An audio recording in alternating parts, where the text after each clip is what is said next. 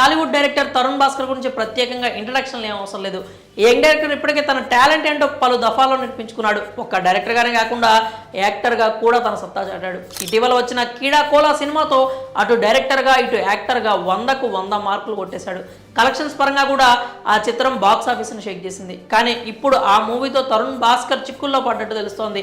SP Charan ఇప్పుడు తరుణ్ భాస్కర్ పై legal యాక్షన్కు ready అయిపోయాడు. కీడా కోలా చిత్రం టాలీవుడ్లో క్రియేట్ చేసిన సెన్సేషన్ అంతా ఇంత కాదు. నటుడిగా డైరెక్టర్గా తరుణ్ భాస్కర్కు మంచి పేరే తెచ్చిపెట్టింది. ఇండస్ట్రీ నుంచి కూడా మంచి అప్లాజ్ లభించింది. ఈ మూవీలో తరుణ్ భాస్కర్ చాలానే ప్రయోగాలు చేశాడు.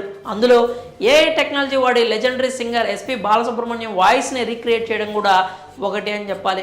అయితే సోషల్ మీడియా వరకు ఇది బాగానే ఉన్న తరుణ్ భాస్కర్ మాత్రం దాన్ని ఏకంగా సినిమాలో వాడేశాడు. సినిమా పరంగా ఏఐ వాయిస్ని అందరూ ఎంజాయ్ చేసినా ఇప్పుడు ఆ పనే తరుణ్ భాస్కర్ని చిక్కుల్లో పడేసింది. తరుణ్ భాస్కర్ ఎస్పీ బాలసుబ్రహ్మణ్యం వాయిస్ని వాడడంపై ఎస్పీ చరణ్ ఆగ్రహం వ్యక్తం చేసిన విషయం తెలిసిందే. తమ కుటుంబం అనుమతి లేకుండా తరుణ్ భాస్కర్ ఎస్పీబీ వాయిస్ని వాడడంతో ఆయన ఆగ్రహం వ్యక్తం చేశారు. ఇప్పటికే లీగల్ నోటీసులు కూడా పంపారు. తాజాగా ఎస్పీ చరణ్ లాయర్ ఈ వివాదంపై స్పందించారు. తరుణ్ భాస్కర్ చేసిన పనికి క్షమాపణలు చెప్పడం మాత్రమే కాకుండా ₹1 కోటి నష్టపరిహారం కట్టాలని తెలిపారు. అంతేకాకుండా రాయల్టీలో షేర్ కూడా ఇవ్వాలంటూ డిమాండ్ చేశారు. ఈ వ్యవహారం ప్రస్తుతం టాలీవుడ్లో పెద్ద ఎత్తున చర్చకు దారితీసింది. ఈ వివాదం ఇప్పుడల్లా సమసిపోయే పరిస్థితి కూడా కనిపించట్లేదు.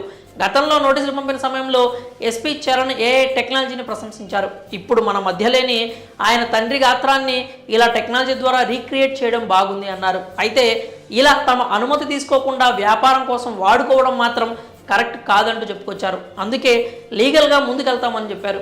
మరి ఈ నష్టపరిహారం, రాయల్టీలో షేర్ వంటి డిమాండ్లపై తరుణ్ భాస్కర్ ఏ విధంగా స్పందిస్తాడో చూడాలి. ఎస్పీ చరణ్ నష్టపరిహారం డిమాండ్ చేయడంపై మీరేమనుకుంటారో మీ అభిప్రాయాలని కామెంట్స్ రూపంలో తెలియజేయండి.